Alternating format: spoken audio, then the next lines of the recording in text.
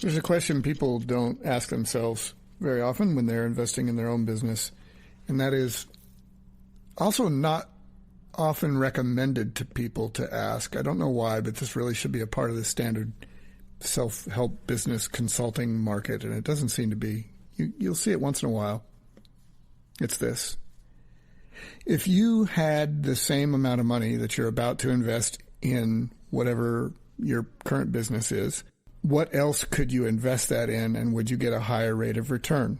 It's a difficult question for people because you are trying to ask this question in isolation of your sunk cost. Trying to get around this, the sunk cost fallacy is sometimes the context in which you'll see this discussed. And the answer there are no good answers, because once the sunk cost fallacy itself is kind of a fallacy, because you have this real world money train that you're riding, and usually there's an income stream associated with it if you're a small business owner, and you can't necessarily just decide one day, oh, all of the resources that I'm going to invest in my business, I'm going to buy Apple stock, for example. It's not that easy to do, because it's not always cash that you're investing your time. But you can ask this question in lots of different ways.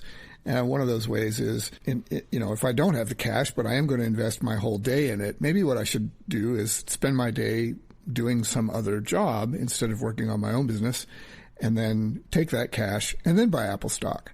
Well, now you're looking at a stack of decisions and lots of other life ramifications and apples to oranges comparisons. And it's a difficult question to wrestle with and get an answer that's helpful. But sometimes the exercise is helpful. Just thinking about that question can put things in perspective, and you can evaluate different kinds of opportunities that you have in your business and compare them against each other maybe more easily. Rather than doing this with my day, maybe I should do that with my day. And those things don't necessarily involve cash outlays, but they involve limited quantity of your time. So Elon Musk faced that decision recently. I have $44 billion laying around, and I have something that I could do with it. What would that be?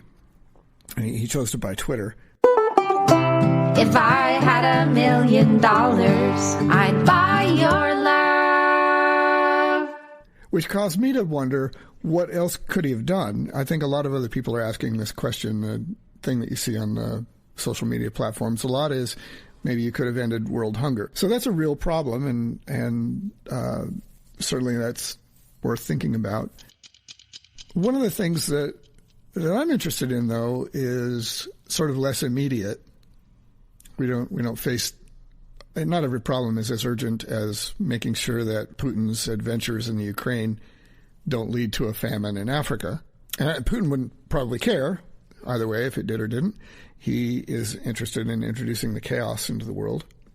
But there are other questions that we can think about, and one of those is, do we have the opportunity, if you're Elon Musk and whatever advisors that he has, that he might listen to, do we have the opportunity to do something interesting with $44 billion this month? And what should that be? Should we buy Twitter? $44 billion is a significant amount of money. It's $6 billion is a lot of money, but 44 is considerably more. You can do a lot for $44 billion. We often reach for metaphors in this situation. To give you an example, when you see articles about rockets, they often describe the payload in terms of the number of elephants that the rocket could take to orbit, which I don't think is a really super useful metaphor. Honestly, the anchor of the elephant, I don't think that's really intuitive for a lot of people. And maybe in their head they think small car, and that gets them pretty close. In terms of $44 billion and what you could buy with it, we could look at the example of the pizza. The median income in the United States is about $34,000, and you could buy about 1,100 pizzas and have them delivered to your friends, and then you would have spent the entire annual income that you have.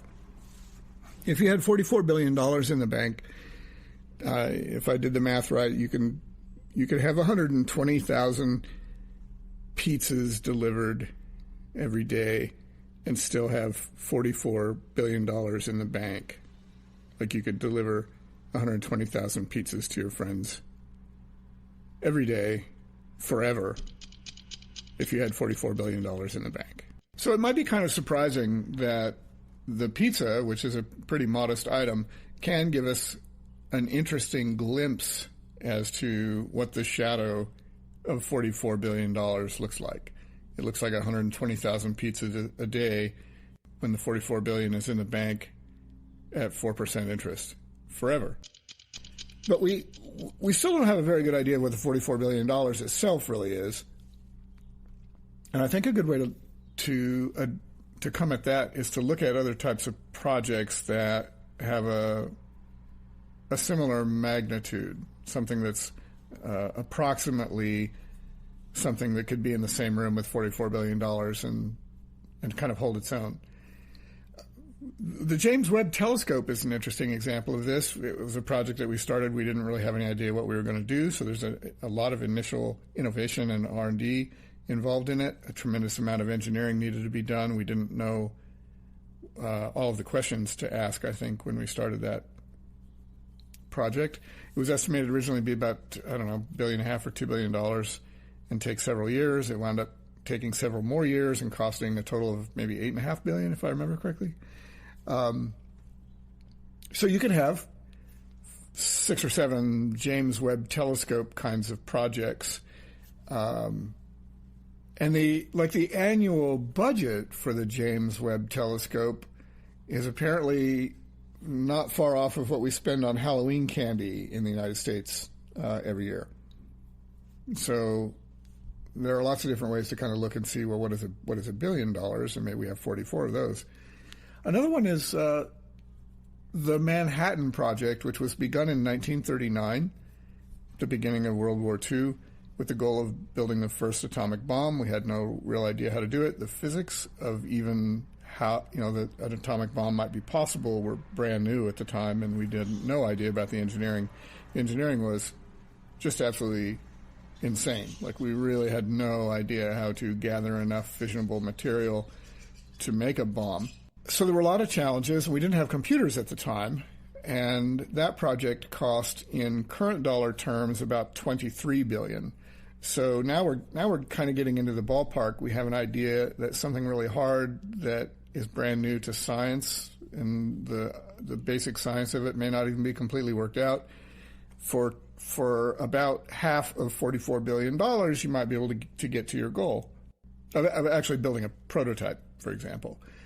So, and there are problems that are harder. Like, we've probably spent more than that over the last 30 years on fusion research, or at least we will before the ITER fusion reactor comes online in several more years.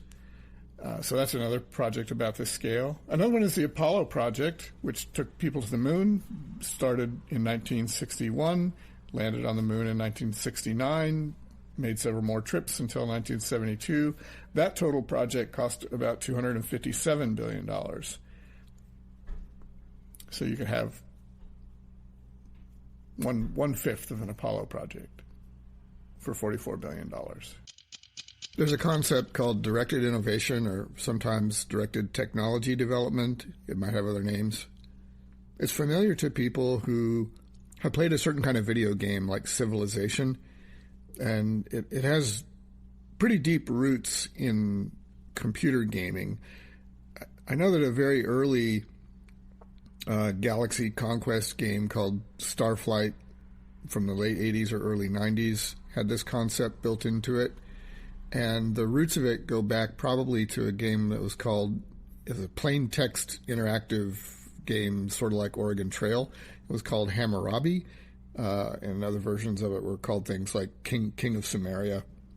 The idea basically is that if you have a civilization that's growing, regardless of whatever current level of technology it happens to be at, it could benefit from improving a variety of different technologies. And the civilization has a certain amount of resources to invest, and whatever it picks to invest in, it can advance that faster than it would otherwise advance on its own. We see this in the real world, like, the projects that we discussed earlier, the building of the atomic bomb, flying to the moon, those things happened way earlier than they probably would have left to their own devices. The atomic bomb might never have been made if it wasn't for World War II.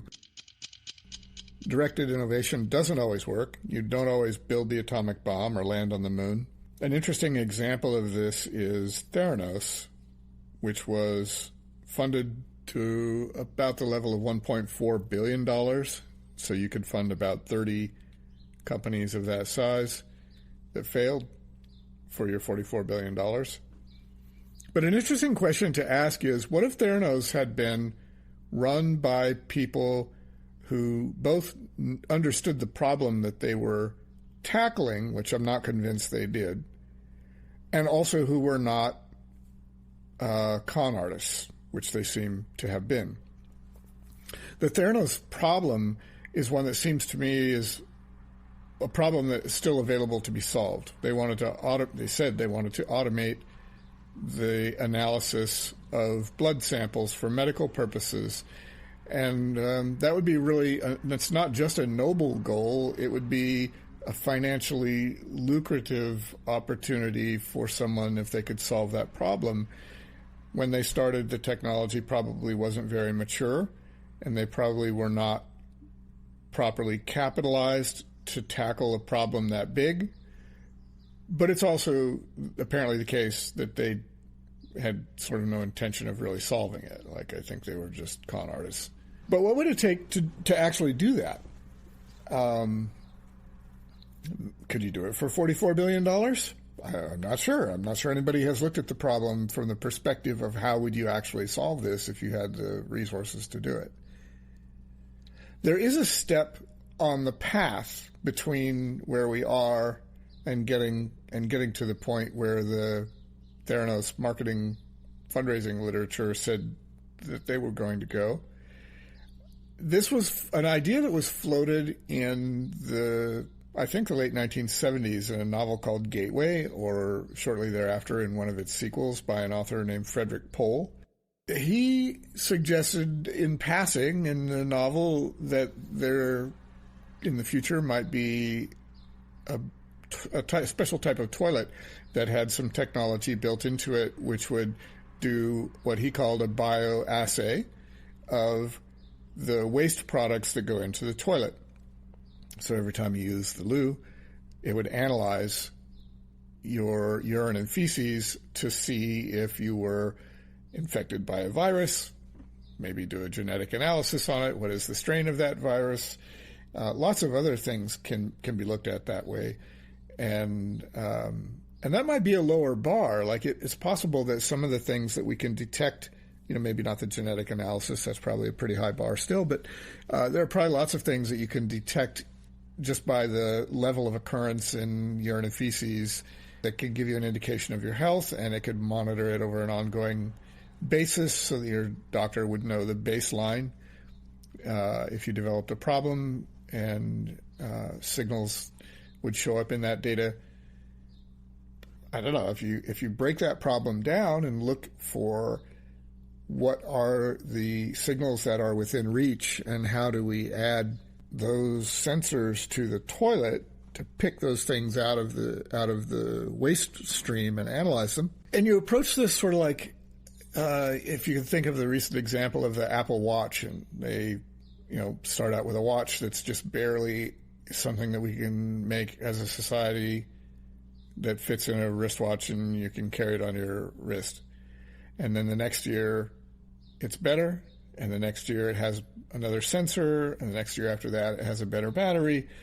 All of these types of advancements that could be incremental start out from an initial concept, which is how do we package a minimum viable product, which is something that we do in the software world all the time. And those ideas trace back to the ideas that were used to build the atomic bomb and send people to the moon.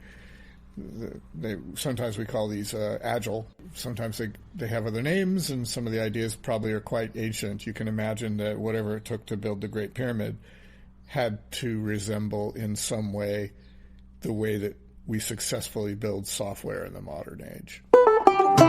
If I had $1 million, I'd buy your love.